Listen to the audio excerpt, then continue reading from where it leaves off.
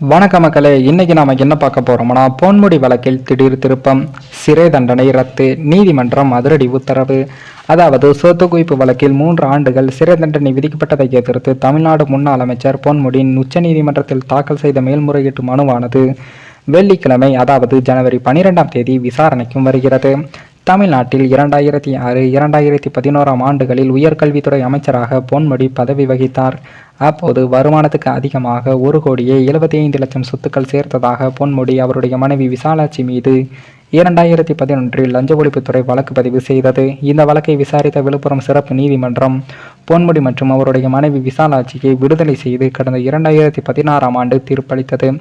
இந்த தீர்ப்பை எதிர்த்து லஞ்ச ஒழிப்புத்துறை தரப்பில் தாக்கல் செய்யப்பட்ட மேல்முறையீட்டு வழக்கை விசாரித்த சென்னை உயர்நீதிமன்ற நீதிபதி ஜெயச்சந்திரன் அவர்கள் இருவரையும் விடுதலை செய்து சிறப்பு நீதிமன்றம் பிறப்பித்த தீர்ப்பை ரத்து செய்து கடந்த ஆண்டு டிசம்பர் மாதம் 19ஆம் தேதி தீர்ப்பளித்தார்.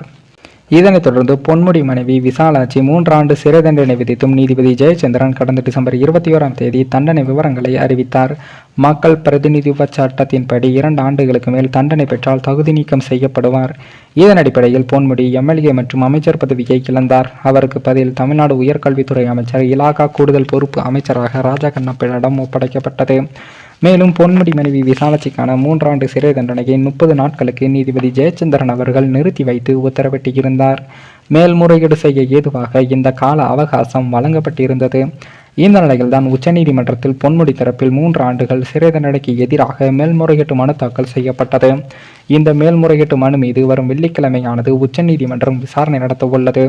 பொன்முடி மீது மற்றொரு சொத்து குவிப்பு வழக்கு போடப்பட்டிருந்தது. அந்த வழக்கில் பொன்முடியை வேலூர் நீதிமன்றம் விடுதலை செய்தது.